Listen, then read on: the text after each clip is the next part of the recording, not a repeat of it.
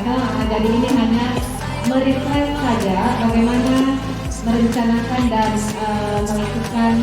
merencanakan plan, kemudian action dan merefleksi ya, pembelajaran kita. Itu sesungguhnya kita tiap hari sebagai guru, baik di sekolah maupun di kampus itu setiap hari kita dalam PTK. Tetapi itu dilakukan secara tidak sadar dan tidak terorganisir ya.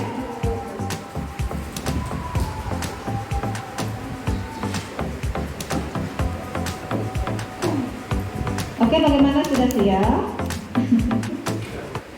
Udah.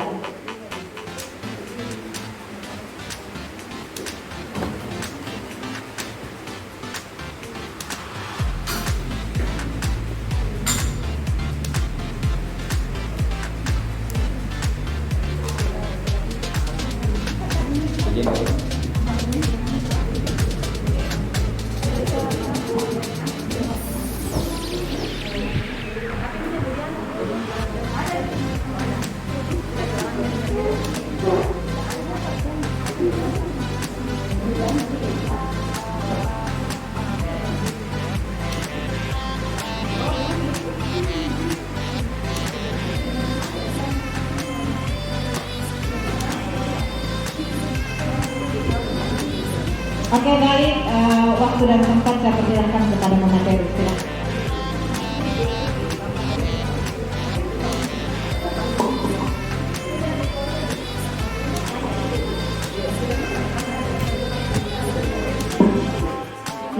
Assalamualaikum warahmatullahi wabarakatuh. Bapak Ibu sekalian,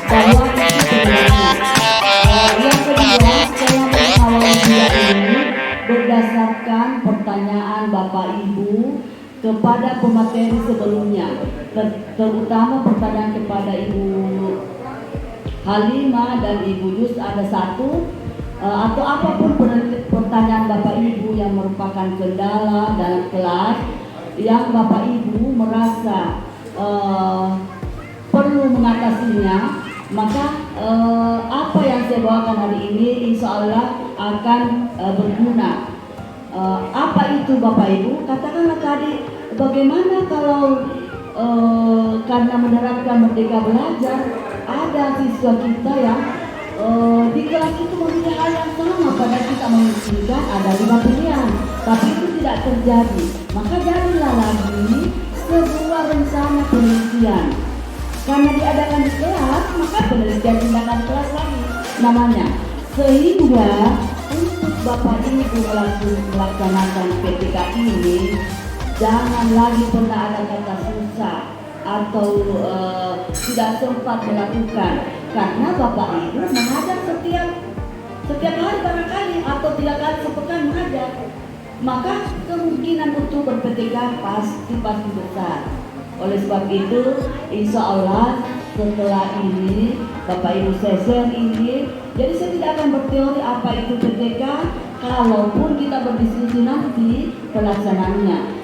Jadi yang perlu di Bapak Ibu miliki untuk ber-PTK adalah mari mengubah mindset kita, selalu berniat memperbaiki kualitas pembelajaran. Ketika kita sudah berniat, maka insya Allah PTK akan terjadi setiap 2 kali setahun. Setiap semester, Bapak Ibu bisa ber-PTK setiap semester. Jadi PTK-nya itu mulai pertemuan pertama, berapa kali pertemuan Bapak Ibu? 16 juga. 16 juga. Satu semester sampai UAS. Ya, selama satu semester itu Bapak Ibu sudah melakukan penelitian. Jadi tidak ada lagi kata susah ketika mindset kita ditanamkan di pikiran kita bahwa saya akan selalu berkesinambungan, sustainable, berkesinambungan, selalu berusaha memperbaiki kualitas pembelajaran saya. Jadi karena pembelajaran abad 21 jangan lagi mau dikatakan pengajaran, tapi pembelajaran. Jadi kita tidak mengajari siswa. Mari kita menganggap mereka belajar lagi tuh siswa itu punya otoritas sendiri untuk belajar. Tetapi guru membangun tekad mereka, mendatangkan kemauan mereka untuk belajar, tapi bukan diajari. Jadi itu Bapak Ibu ya. Sekarang kenapa mesti PTK? Karena Bapak Ibu mengajar, ya kan? Bapak Ibu mengajar sehingga berdasarkan pertanyaan-pertanyaan tadi, Bapak Ibu sesungguhnya sudah memulai penelitian PTK. Bagaimana kita sudah ketemu permasalahan? Nah, permasalahan yang susah dalam penelitian.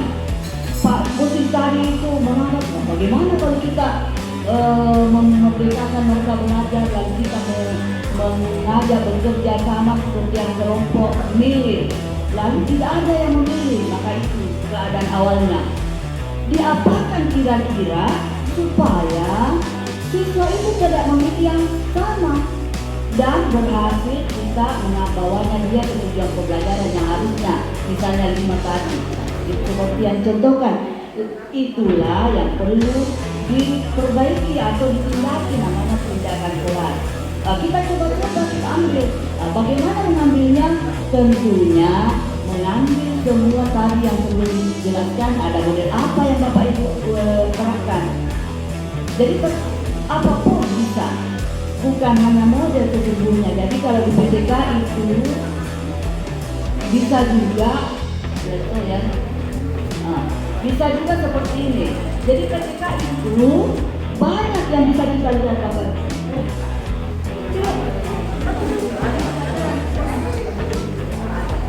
Ya, jadi banyak yang bisa Bapak Ibu lihat. Jadi jangan berkecil hati.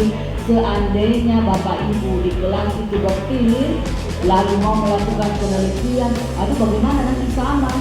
Tidak apa-apa sama yang penting berkelompok namanya kan. Kalau mau lebih dari itu bisa juga, karena sasaran PTK itu bisa siswanya, jadi siswa diperbaiki dari segi apapun bisa gurunya, bisa peralatannya dan seterusnya, bisa hasil pembelajarannya, jadi banyak sasarannya. Sehingga kalau selama ini ketika saya selalu melakukan pengabdian dan saya selalu mengambil topik ini karena saya merasa sebagaimana tadi Ibu Sudiarti katakan, jangan pernah ada siswa kita keluar dari kelas itu merasa kecewa setelah pembelajaran. Ya begitulah orang-orang di luar sana menganggapnya. Setiap orang memiliki hak untuk belajar, hak yang sama untuk belajar. Jadi jangan pernah ada siswa kita keluar setelah pembelajaran merasa disepelekan. Oh, itu cuma ibu guru itu memperhatikan dia saja karena anak kaya, atau dia saja karena kita. Jadi tidak pernah ada seperti itu Bapak Ibu ya. Jadi apapun yang ada di pembelajaran kita bisa merupakan objek penelitian di dalam kelas. Jadi lalu yang susah katanya cari masalahnya. susah tadi dengan pertanyaan-pertanyaan itu bisa berawal dari pembicaraan tadi. Yang susahnya itu adalah Bapak Ibu adalah men-sharing hasil kita, membagi hasil penelitian kita di kelas.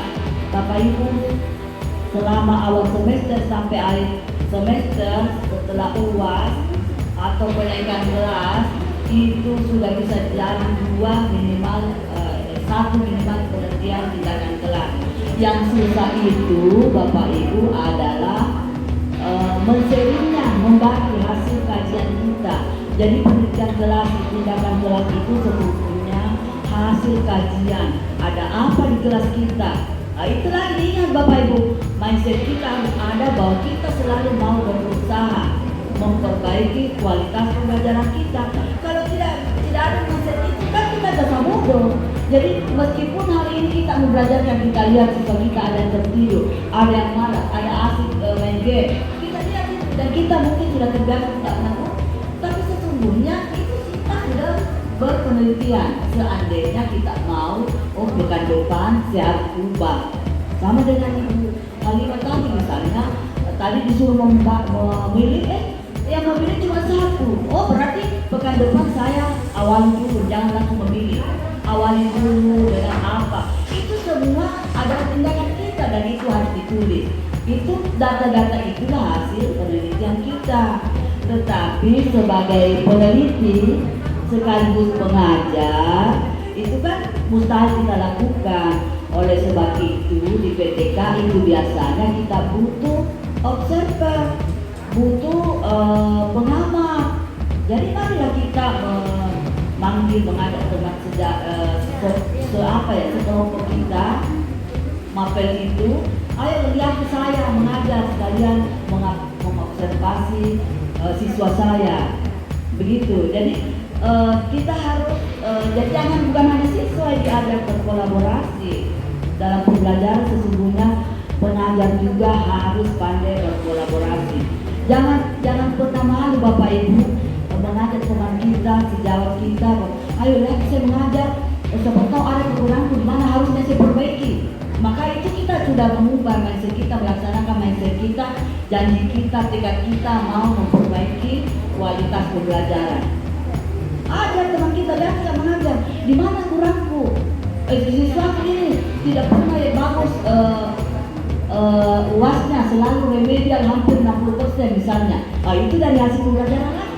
Jadi banyak hal yang kita bisa lihat di dalam melakukan PTK. Yang susah sekali lagi menyatakan bahwa yang susah itu adalah membagi hasil kajian kita, menyebarluaskan. Padahal tidak akan berguna sesuatu yang kita lakukan kalau tidak disebarluaskan. Jadi perlu disebarluaskan. Jadi saya mengambil bukan lagi menunjukkan bagaimana ber-PTK, karena di sini semua generasi di jauh bawah saya, sehingga teori tentang PTK Bapak Ibu bisa cari dan bahkan pernah melakoninya. Jadi kalau Bapak Ibu berminat, saya kasih softwarenya ini. Mari sekarang kita berdiskusi menentukan masalah apa yang sebaiknya saya ambil. Saya sudah menunjukkan objek yang bisa menjadi objek penelitian ketika bisa Bapak Ibu lihat di sini bagaimana melakukannya. Bapak Ibu butuh observer. Mari sekarang sebelum saya akhiri, silakan Bapak Ibu coba-coba menuang permasalahan yang mau dijadikan solusinya di kelas Bapak Ibu masing-masing. Lalu bisa membagi di grup. Saya mau memperbaiki ini, kira-kira bentuk judulnya seperti apa. Mungkin berlanjut nanti chatnya. Jadi pendampingan saya, insya Allah Bapak Ibu saya akan merespon Bapak Ibu sampai Desember, insya Allah. Sampai Desember merespon. Harapan saya ketika Desember sudah ada artikel yang selesai ditulis dan saya bisa membantu masukkan di jurnal mana. Saya bisa membantu. Mau jurnal nasional boleh, jurnal UNM boleh. Iya, Bapak Ibu. Jadi silakan sekarang sebelum saya akhiri, mudah-mudahan apa yang saya sampaikan ini bermanfaat, bernilai ibadah di sisi Allah Subhanahu wa taala dan akan memotivasi Bapak Ibu dalam melakukan penelitian. Dan insya Allah saya sebentar menagih sudah ada Bu, saya di masa lalu. Kira-kira hidupnya seperti apa? Apa yang saya lakukan? Silakan insya Allah saya meladeni sampai Desember di sana. Sekira cukup. Iya, iya itulah. Jadi insya Allah harapan saya Desember sudah ada artikel yang terbit berdasarkan pendampingan. Jadi pendampingannya beda. Sekarang luringnya nanti dilanjutkan daring. Jadi beda juga pendampingannya Bapak Ibu. Kita itu insya Allah meladeni Bapak Ibu sampai Desember. Harapan saya lahir artikel tulisan itu terutama Bapak Ibu yang lulus di level 4 dan untuk PTK ya, naik kelompok atau tidak sekarang? Masih ada ya. Jadi saya harap bisa saya bantu juga memasukkan di jurnalnya. Yang penting Bapak Ibu kompromi karena biasanya masuk jurnal itu kan ada pembayarannya ya di jurnal tertentu. Tapi biasanya kalau saya review di sana, ya biasanya digratiskan. Ya, saya kira itu yang dapat saya sampaikan kepada Bapak Ibu. Semoga ada manfaatnya. Wabillahi taufiq wal hidayah. Assalamualaikum warahmatullahi wabarakatuh.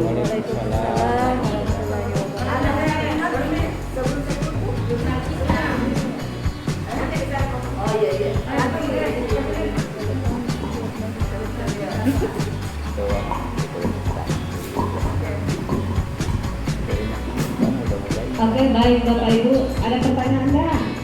Tidak ada lagi ya? Sudah mau sholat? Mana saja, karena saya kira ada grupnya kimia, jadi kita bisa berkomunikasi lebih lanjut. Saya kira saya akhiri, terima kasih banyak atas kesempatan dan perhatian Bapak Ibu untuk menerima kami mengabdi di sini, karena ini merupakan kewajiban di UMM sebagai dosen salah satu dan hal perguruan tinggi. Saya akhiri, wabillahi taufiq wal hidayah. Assalamualaikum warahmatullahi wabarakatuh.